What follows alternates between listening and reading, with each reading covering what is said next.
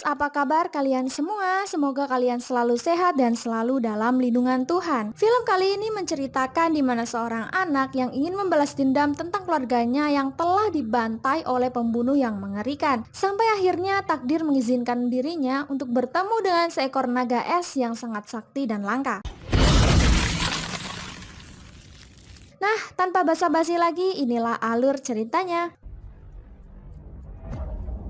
Scene diawali di mana sebuah keluarga petani miskin yang terlihat berbahagia melakukan rutinitas sehari-harinya, yakni bercocok tanam sembari menikmati alam yang sangat indah. Yang ini adalah Lukas. Terlihat Lukas yang akan membajak sawah dengan kedua sapinya. Setelah membajak sawah dan dia merasa capek, akhirnya dia istirahat sampai ketiduran. Tiba-tiba dia terkejut karena mendengar suara jeritan. Dan ternyata jeritan itu bersumber dari rumahnya. Lukas pun langsung bergegas dan lari menghampiri rumahnya. Sesampainya di rumah, dia syok karena melihat keluarganya sedang dibantai oleh sekelompok pembunuh yang memiliki julukan The Bear, The Wolf, The Scorpion, dan The Snake. Setelah mereka membunuh semua anggota keluarga Lukas, mereka pun langsung membakar rumah Lukas.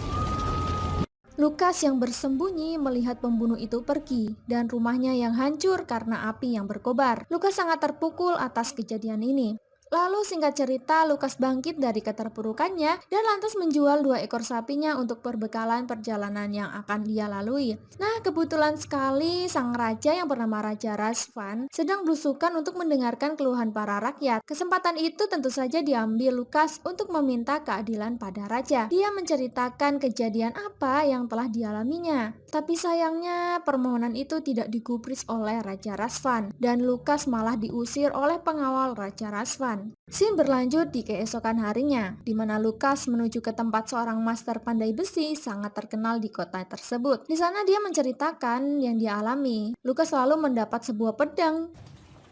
Dan master itu menyuruhnya pergi ke perbukitan tinggi pegunungan untuk meminta bantuan naga es yang bersarang di sana. Ya, walaupun awalnya Lukas tidak percaya, tapi singkat cerita Lukas pun berpetualang mencari naga es yang dimaksud oleh master pandai besi tersebut. Setelah dia bertanya ke sana kemari, dia malah dianggap orang gila oleh kebanyakan orang dan menimbukinya dengan batu. Akhirnya dia bertemu dengan seorang pria misterius yang memberinya petunjuk arah. Dia kemudian menuju ke arah yang pria misterius itu berikan dan sampailah dia di bukit di mana terdapat banyak salju. Lukas kemudian masuk ke dalam hutan itu dan dia juga masuk ke dalam sebuah gua besar. Lalu Lukas berteriak memanggil naga itu keluar. Dragon, come out! Seketika naga besar itu pun keluar dan menghampirinya. Lukas hampir diterkam oleh sang naga karena banyak nanya. Namun itu ternyata hanyalah gertakan aja untuk menunjukkan siapa yang paling terkuat. Lalu singkat cerita, Lukas menceritakan bahwa dirinya ingin balas dendam kepada pembunuh yang telah membunuh anggota keluarganya. Tapi sayangnya jawaban sang naga malah mengecewakan Lukas. Sang naga yang bernama Sifet itu menolak membantunya balas dendam. Would you mind? Di sana Sifet malah memberikan ceramah kepada Lukas dan membuat Lukas kesal. Akhirnya Lukas pun pergi meninggalkan tempat itu. Scene lalu berlanjut di keesokan paginya saat Lukas bangun tidur di sembarangan tempat di hutan. Dia dikejutkan dengan kedatangan seekor kuda putih yang seakan-akan menjadi fasilitas tumpangannya. Maybe luck's turning my way. Dalam perjalanan, dia bertemu dengan seorang pemburu handal bernama Darius yang baik hati dan mau menemani perjalanan Lukas. Ternyata Darius sangat mengenal para pembunuh yang telah membantai keluarga Lukas. Darius pun menjelaskan kepada Lukas bahwa para penjahat itu akan berpencar ke arah mata angin, di mana The Bear menuju sarangnya di Broken Land yang searah dengan perjalanannya saat ini menuju utara. Kemudian mereka membuat rencana untuk meringkus The Bear dan para anak buahnya. Persiapan pun segera dimulai. Tiba-tiba kuda putih itu berubah menjadi seekor naga yang tidak lain adalah Sifet. Sifet ternyata mau menolong Lukas. Tapi sayangnya Darius di situ tidak suka dengan kedatangan Sifet karena Sifet telah mengkhianati titah Raja Razvan ketika perang, di mana Sifet saat itu menolak untuk membantu raja melawan musuh dan dianggap sang pengkhianat. Lantas Darius yang tidak terima menyuruh Lukas untuk memilih antara dirinya atau Sifet. Lukas pun bingung dan berkata bahwa dia akan memilih kedua-duanya karena dia membutuhkan dua-duanya. Darius tambah tidak terima dan langsung meninggalkan mereka. Waktu pun berlalu di mana Lukas yang sedang bersantai dan merenungkan nasibnya tiba-tiba digerebek oleh sekelompok The Bear. Lalu adegan kejar-kejaran pun terjadi.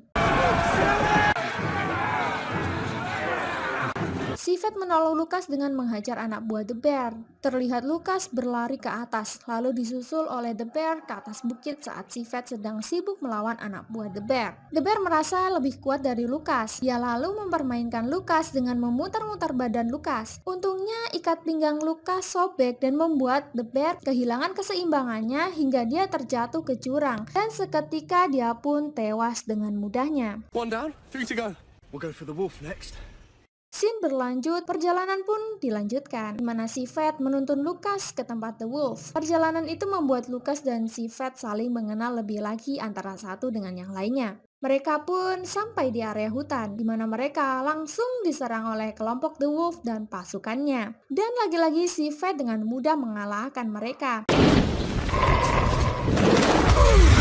Tapi di sini Sifet tidak membunuh The Wolf karena dia akan digunakan untuk menuntun dan mencari tahu keberadaan teman penjahatnya yang lain. Menurut The Wolf, tempat yang paling dekat dari sana adalah sarang The Snake. I can take you there. Singkat cerita, sampailah mereka di sarang The Snake. Ternyata Darius terlihat di sana dan sedang melakukan rencana. Tapi sayangnya dia malah terjebak dan masuk ke dalam sarang The Snake. Keadaan pun semakin genting dan Sifet pun segera menolong Darius. Di tengah perkelahian, The Wolf mencuri keadaan dengan mencoba kabur. Tapi Sifet yang melihatnya langsung membekukan tangan The Wolf hingga patah dan terjatuh. Sementara itu, The Snake sedang kabur dengan kudanya, tapi dia segera digagalkan oleh Lukas. Dan terjadi pertarungan sengit antara Lukas dan The Snake. Darius dan The Snake hendak menyusul Lukas, tapi untung saja The Snake sudah berhasil dilumpuhkan. The Snake diinterogasi di malam itu untuk mengatakan di mana penjahat yang lainnya. Tapi sayangnya The Snake tidak ingin memberitahu di mana lokasi Scorpion. Sepertinya The Snake ini sangat setia kawan ya pemirsa. Berlanjut di pagi hari, di mana The Snake digiring ke kota untuk dipenjara. Scene berpindah di mana mereka beristirahat di bar. Terlihat Darius sedang membaca surat yang diambil dari sarang The Snake. Nah, dari situlah terungkap bahwa sebenarnya rajalah yang menyuruh dan memperkerjakan para penjahat untuk membunuh orang-orang miskin supaya ketersediaan pangannya cukup dan kerajaannya terlihat makmur dan sejahtera tanpa harus memikirkan orang-orang miskin. Terlihat Darius justru disergap oleh pasukan Raja Razvan karena dia telah menangkap The Snake. Saat itu bukti kekejaman raja berupa kertas perintah pembunuhan yang diambil Darius dari sarang The Snake malah diambil oleh salah satu prajurit yang mengira kantung kecil itu hanyalah berisi uang aja. Setelah raja pergi, tiba-tiba The Scorpio datang untuk membebaskan The Snake dari penjara. Dan akhirnya mereka lolos dari penjara. Lukas dan Darius pun pergi memburu jejak The Snake dan The Scorpion. Sampailah mereka di suatu daerah bersalju. Tapi tiba-tiba mereka diserang oleh The Scorpion dan The Snake. Darius lantas memerintahkan Lukas untuk mengambil kudanya dan segera kabur ke kota. Tapi saat Lukas hendak menuju kudanya, dia malah dihadang oleh The Scorpion dan menyengat Lukas dengan tongkatnya. Di sisi lain, Darius berhasil mengalahkan pasukan penjahat. Tapi setelah itu, dia harus melawan The Scorpion. Di sana The Snake pun menghajar Lukas yang tak berdaya. Di scene yang lain, Sifet menyamar menjadi seekor kucing imut untuk mengambil kembali bukti kejahatan yang dilakukan Raja Razvan yang waktu itu diambil oleh prajurit Raja Razvan. Ya, belum sempat diambil, Sifet mendapat telepati tentang kawannya yang sedang membutuhkan pertolongannya. Sifet pun lantas pergi dan langsung menyusul Lukas dan Darius. Scene lalu berlanjut memperlihatkan Darius yang terpojok. Tapi untungnya dia berhasil menyingkirkan sengatan tongkat beracun punya Scorpion. Tapi dia dicekik dan dimasukkan ke dalam air hingga membuatnya tidak dapat bernafas. Tapi di situ Darius menemukan anak panah yang jatuh di dalam air di sampingnya dan langsung menancapkan ke leher The Scorpion. The Scorpion pun akhirnya tumbang dan Darius selamat. Di Di saat yang lain, Sifet datang dan melihat Lukas terluka. Dia langsung marah dengan The Snake dan membunuhnya saat itu juga. Sifet yang khawatir lalu membawa Lukas terbang untuk mengobati luka Lukas.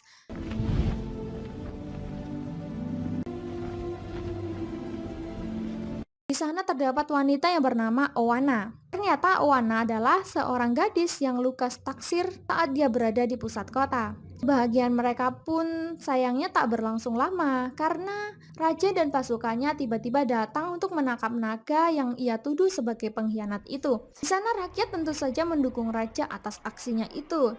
Saat keadaan semakin genting, tiba-tiba Darius membawa seorang saksi kunci kejahatan yang dilakukan Raja Razvan. Dia adalah The Wolf yang masih bertahan hidup dan langsung membongkar kebusukan sang raja yang menyuruhnya membunuh semua rakyat miskin agar kerajaannya terlihat makmur tanpa kekurangan pangan.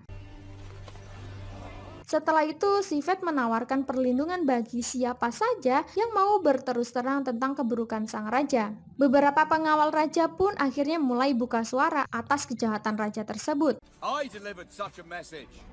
I'm so sorry. Melihat hal itu, raja akhirnya diturunkan dari tahtanya di Borgol dan dipenjara. Dan semua orang di sana tidak lagi membenci sang naga. Scene lalu berlanjut dengan bahagia, di mana Lukas kembali membangun peternakannya dengan Oana. Terlihat juga orang-orang kota yang mengunjunginya untuk berbagi kebahagiaan bersama. Dan film ini pun berakhir. Kalau happy ending gini lega ya guys lihatnya. Jadi buat kalian jangan lupa support channel ini agar terus berkembang menjadi channel yang lebih baik lagi. Sampai jumpa di alur cerita berikutnya.